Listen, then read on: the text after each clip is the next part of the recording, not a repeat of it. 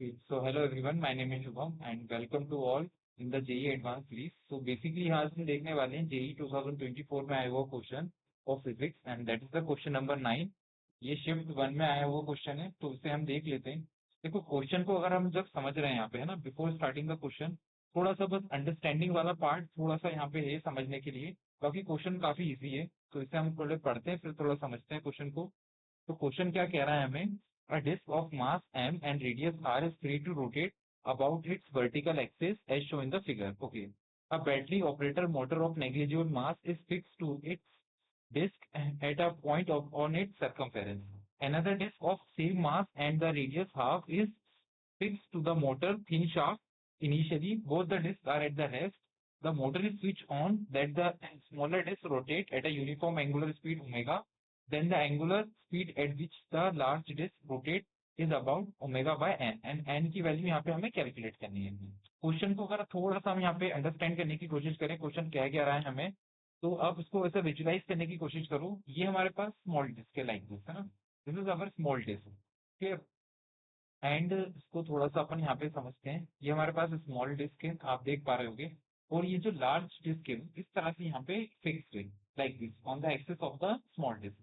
जब ये motor start होती है, इनिशियली तो मोटर एट रेस्ट कंडीशन पे है ना, स्टार्ट नहीं हुई, जैसे मोटर स्टार्ट होगी तो ये क्या करेगी, मोटर घूमने लगेगी, जिसके साथ ये जो हमारे पास स्मॉल डिस्क है ये भी एंटी क्लॉकवाइज डायरेक्शन में इसे रोटेट करने लगेगी लाइक दिस।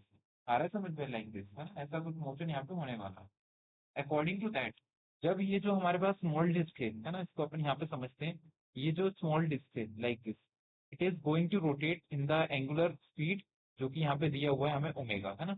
ओमेगा स्पीड से ये एंटी क्लॉकवाइज डायरेक्शन में घूमना शुरू कर देता है। करस्पॉन्डिंग टू दैट, जब हम इस वाली डिस्क की बात करेंगे लार्ज वाली, तो ये कैसे रोटेट करेगी, जब ये एंटी क्लॉकवाइज जा रही है तो इसके पॉइंट से कनेक्टेड ये वाली डिस्क है, तो ये कैसे रोटेट करने लगेगी, ये ओमेगा डैश के साथ रोटेट करने लगेगी। माइनस क्यों करा है, क्योंकि अपोजिट डायरेक्शन में घूमेगी है ना।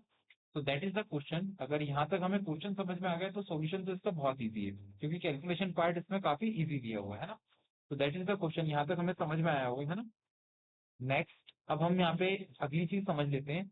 ये जो पूरी बड़ी वाली डिस्क को अगर हम देखें ध्यान से है ना, इस पूरी डिस्क को अगर हम एनालाइज करते हैं लाइक दिस, तो अब यहाँ पे ये जो पूरी छोटी वाली डिस्क है जिसका मास सेम है, वो एक पॉइंट मास की तरह यहाँ पे लाई करती होगी है ना, ये वाली एक्सिस है। तो इस एक्सिस के अराउंड अगर हम देखें लाइक दिस, तो ये जो कैपिटल आर के अराउंड हम छोटी वाली डिस्क को देखें जिसका मास एम है, वो क्या करेगी यहाँ पे, वो भी एक रोटेशन मोशन करेगी, और उसके लिए जो एंगुलर स्पीड होगी वो क्या होगी यहाँ पे, माइनस ओमेगा डैश है ना। तो ये बात का भी हम यहाँ पे ध्यान रखेंगे। ठीक है, क्वेश्चन को अप्रोच करते हैं। क्वेश्चन में करना क्या है, तो इनिशियली जब मोटर स्टार्ट नहीं हुई थी तो दोनों डिस्क कहाँ थी, रेस्ट कंडीशन पे। जैसे ही मोटर स्टार्ट होती है तो देखो यहाँ पे एडिशनली हो क्या रहा है, इसमें जो यहाँ पे टॉर्क जनरेट होगा है ना, वो बैलेंस्ड हो जाएगा। तो जो नेट टॉर्क की बात करें हम यहाँ पे, नेट टॉर्क की कंडीशन क्या बनेगी यहाँ पे, जीरो। तो इस पूरे सिस्टम का जो नेट टॉर्क होगा वो क्या होगा, जीरो। तो इस स्टेट में हम एक स्टेटमेंट देख सकते हैं, दैट इज एंगुलर मोमेंटम। जब हमारे पास नेट टॉर्क जीरो होता है तो एंगुलर मोमेंटम क्या होता है, कंजर्व हो जाता है ना। तो एंगुलर मोमेंटम यहाँ पे कंजर्व हो जाएगा। इन दिस सिचुएशन हम क्या बोल सकते हैं, ये जो हमारे पास एन इनिशियल होगा एंगुलर मोमेंटम, ये किसके बराबर आ जाएगा, एल फाइनल के। ठीक है, initial momentum will be equated to the final momentum, क्योंकि यहाँ पे नेट टॉर्क क्या सिस्टम का जीरो है। ठीक है, तो इसी तरह से बस हम इसे सॉल्व करने वाले हैं। इनिशियल मोमेंटम तो हमें समझ में आ गया है, वो जीरो है। फाइनल मोमेंटम हम निकालेंगे और जीरो के इक्वलेट करके यहीं पे इक्वेशन में रिलेशन फाइंड आउट करेंगे, तो वहां से हमें इसमें रिलेशन मिल जाएगा ओमेगा एंड ओमेगा डैश में। ठीक है, तो हम आगे बढ़ते हैं, हम फाइनल मोमेंटम की तरफ चलते हैं। तो जो फाइनल मोमेंटम हम कैलकुलेट करने वाले हैं, ध्यान से समझेंगे इसको हम। हमारा जो फाइनल मोमेंटम आएगा वो दोनों डिस्क की वजह से आएगा। तो जो हमारे पास एल इनिशियल है ये तो हमें समझ में आ रहा है, ये तो जीरो है। एंड एल फाइनल की जब हम बात करें, तो जो एल फाइनल आएगा हमारे पास वो तो एक लार्ज वाले डिस्क की वजह से आएगा, प्लस यहाँ पे एक जो स्मॉल डिस्क है उसकी वजह से आएगा। तो हमें इंडिविजुअली दोनों के लिए यहाँ पे मोमेंटम कैलकुलेट करना होगा और यहाँ पे पुट करना होगा। ठीक है, तो ये हम काम करने वाले हैं। अब हम यहाँ पे देखेंगे, ध्यान से ना। तो अगर हम सबसे पहले एंगुलर मोमेंटम निकालते हैं लार्ज वाले डिस्क के लिए, ध्यान से समझिए, हम लार्ज वाले डिस्क के लिए एंगुलर मोमेंटम निकालते हैं रोटेटिंग डिस्क के लिए, तो वो एंगुलर मोमेंटम कितना आता है, moment of inertia into angular speed है ना। तो ये हमें पता है, moment of inertia about the centre of mass at angular speed. Angular speed कितनी दी है यहाँ पे इसकी, तो that will be minus omega dash. Clear है यहाँ तक? प्लस, अच्छा लार्ज डिस्क की बात करें तो ये जो स्मॉल वाली डिस्क है ये इस पे पॉइंट मास की तरह दिख रही है जो कि इस तरह मोशन कर रही है ना। तो इसके लिए भी अगर हम एंगुलर मोमेंटम लिखें तो ध्यान से देखेंगे हम, एक point about the radius R के अकॉर्डिंग यहाँ पे अगर रोटेशन मोशन करता है ना, तो उस स्थिति में हम यहाँ पे क्या लिख सकते हैं इसका एंगुलर मोमेंटम, ध्यान से देखेंगे, that will B mass velocity into radius. ठीक है, वेलोसिटी कौन सी वेलोसिटी? Linear velocity.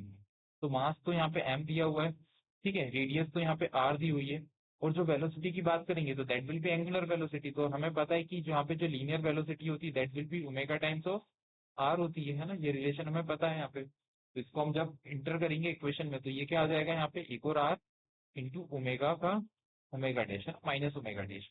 समझ में आया हुआ यहाँ तक? ठीक है। सिमिलरली हम जब फाइनल मोमेंटम को कैलकुलेट करेंगे किसके लिए, स्मॉल डिस्क के लिए, तो ये कितना आ जाएगा हमारे पास, इसके लिए देखो मोमेंटम तो डिस्क का सेम होता है, that is like moment of inertia about the centre of mass, and जिसकी जो स्पीड दी हुई है दैट इज ओमेगा, सिंपल है ना। तो अब हम इनकी वैल्यूज पुट करेंगे यहाँ पे और निकालेंगे। जब हम डिस्क की बात करते हैं तो about the centre of mass about the sorry angular momentum about the centre of mass कितना होता है, एम आर स्क्वायर बाय 2। ये हमें यहाँ पे डायरेक्ट याद रखना है, ठीक है। तो अब हम इक्वेशन में वैल्यूज पुट करेंगे और फाइनल आंसर को यहाँ पे कैलकुलेट कर लेंगे।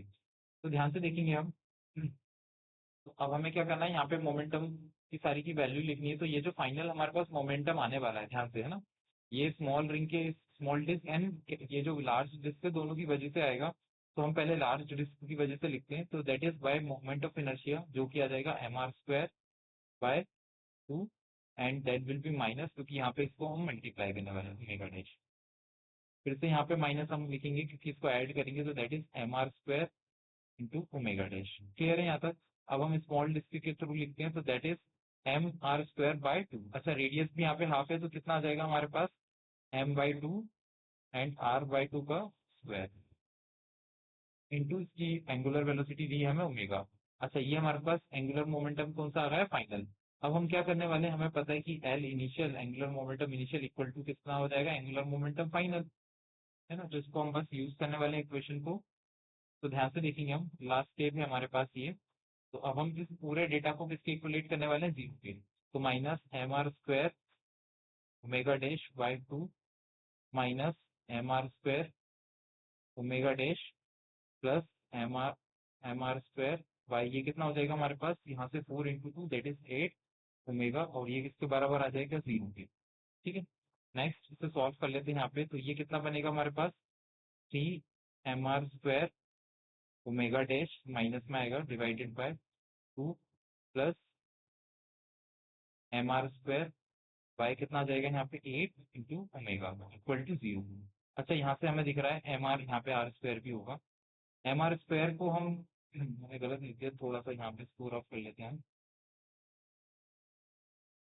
तो ये क्या बनेगा हमारे पास, that will be m are square omega dash. ठीक है, एम आर स्क्वायर दोनों साइड कॉमन आकर के इक्वलेट टू 0 हो जाएगा मल्टीप्लाई। तो यहाँ पे हमारे पास इक्वेशन में फाइनल क्या बचने वाला है, that will be equal to like minus 3/2 omega dash. इसको जब हम यहाँ पे लेकर आएंगे तो ये कितना आ जाएगा, माइनस ओमेगा बाय 8। ठीक है, तो इसको थोड़ा सॉल्व करेंगे हम यहाँ पे फर्दर, तो हमारे पास आंसर कितना आ जाएगा, ओमेगा डैश, ये माइनस से माइनस कट जाएगा, कि 2 से 8 कटेगा 4 टाइम्स में, 3 से मल्टीप्लाई हो जाएगा, तो that will be omega by 12। तो जब हम इक्वेशन को इनिशियली देखते हैं, है ना, तो हमें इक्वेशन इनिशियली क्या रिलेशन दिया हुआ है यहाँ पे, तो ये हमें दिया हुआ है लाइक दिस, ओमेगा डैश की जो वैल्यू है वो किसके बराबर दी हुई है, ओमेगा बाय एन के। और जब हम कंपेयर करेंगे इस इक्वेशन को, है ना, फर्स्ट वाली इक्वेशन से, हमारी जो ऑप्टेन इक्वेशन हुई है लाइक दिस, तो हमें यहाँ पे क्लियर कट यहाँ पे वैल्यू दिख जाएगी एन की, and that will be equal to 12। Clear? So I hope the question will be understandable by you, है ना, क्वेश्चन आपको समझ में आया होगा। Thank you very much to watch this video.